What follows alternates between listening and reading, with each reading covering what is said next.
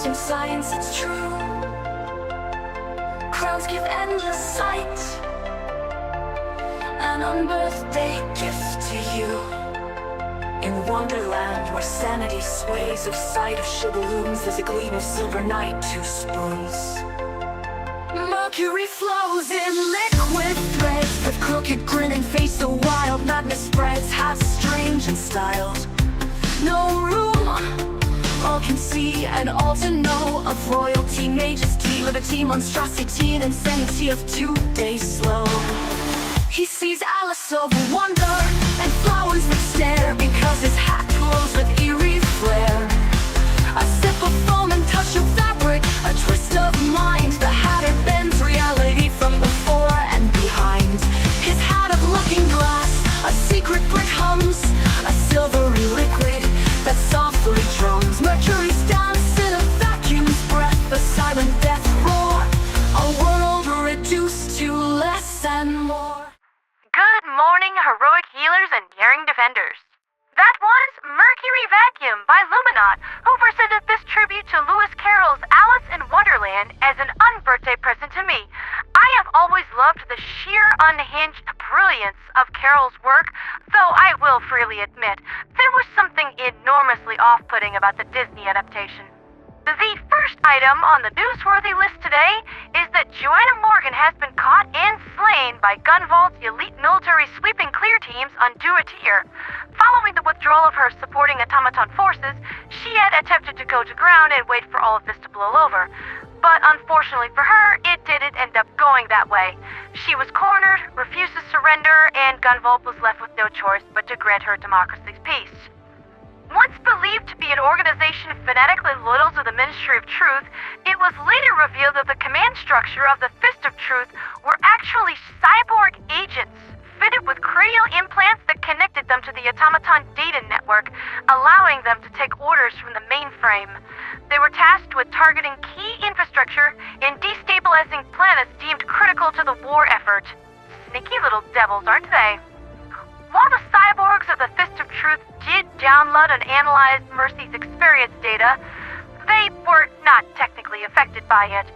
Their cranial implants were able to process the information, but their human minds were not swayed by the experiences of an automaton, regardless of his purity of heart. They were, however, a little dismayed when their support network utterly collapsed, and the bots that switched sides immediately tattled on them to Gunvald, declaring the Fist of Truth oppressors. This was hailed as a major victory by the Gunvald Corporation and a small step towards a more stable galaxy. Work is ongoing to determine the full extent of cyborg infiltration and possible countermeasures to prevent such things in the future. Next up, we have the Weekly Raven. I love this newspaper. It always just feels so warm and cozy. It opens with a stinky wind, discussing the recently successful major order and the fleet-wide distribution of the MD8 gas mines, aka whoopee cushions. These are going to be really handy on the next Gloom expedition. They're not bad on the southern frontier either. It really trims back the voteless swarms.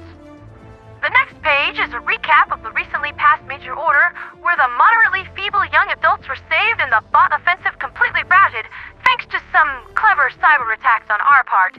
There's also the theory that the automatons were utterly destroyed because the wolf divers partied a little too hard while celebrating a certain angel's birthday, and I couldn't ask for a better birthday present. I mean, the destruction of the enemies of democracy? You boys really do know me.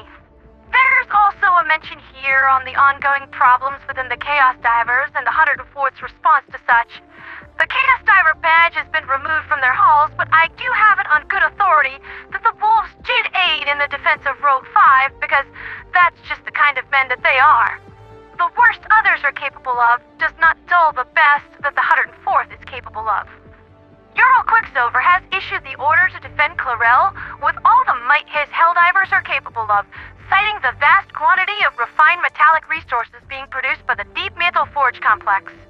While the Needle Valir complex is running at full tilt to provide for the metal needs of the Liberation fleet, losing the DMFC would be a dire blow to Super Earth's logistics and award a boon that the automatons simply do not deserve.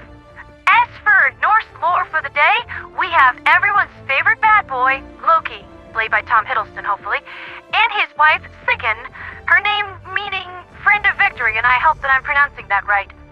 After these shenanigans with Baldur's death, the Aesir punished Loki by binding him in the entrails of his son, Narfi, and placing a snake above him, magically entranced to eternally drip venom.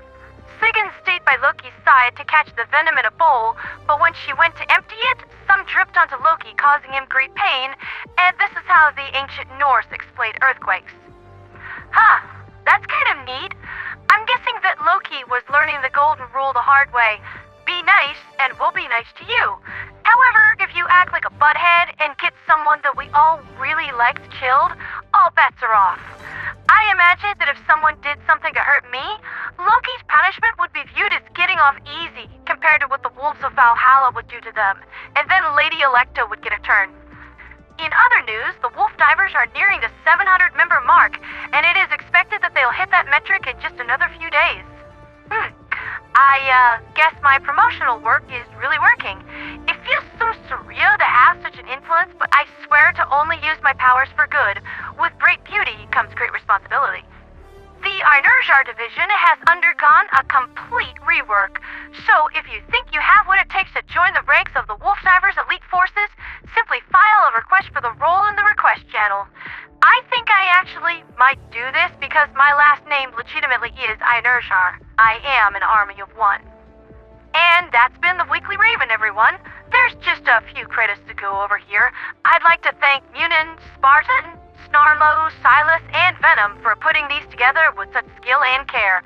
And we'll see them next Sunday or Monday for the next issue. Now we move into news from the Galactic Sphere.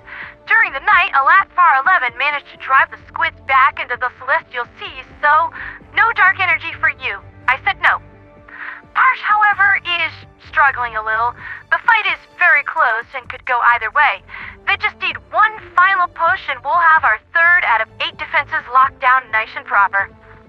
Verdier is steadily losing charge because of counter-harvest operations, dropping many 70% this morning, and giving Moridash a little over 2 weeks before its date with the devil. Operations are continuing within the research facility to hoover up every last mode of dark fluid possible for scientific analysis. Hopefully the lab coats can find something to stop this madness before Morgus gets reduced to drively gravel. On the bot front, we're witnessing a major counterattack. Apparently the mainframe has managed to reboot its forces and get him back to work. Somehow it found a way to stop the spread of Mercy's experiential data packets too. The rebelling automatons, calling themselves the Forged Alliance, are harried and harassed every turn, not merely by the collective, but also by Helldivers who assume them to be the enemy. Sadly, the Forged Alliance has no means of communicating their intent and no material to use as heraldry showing their differing allegiance, so they've just taken to hiding from their pursuers. I am hoping that something can be done about that on the Soon side.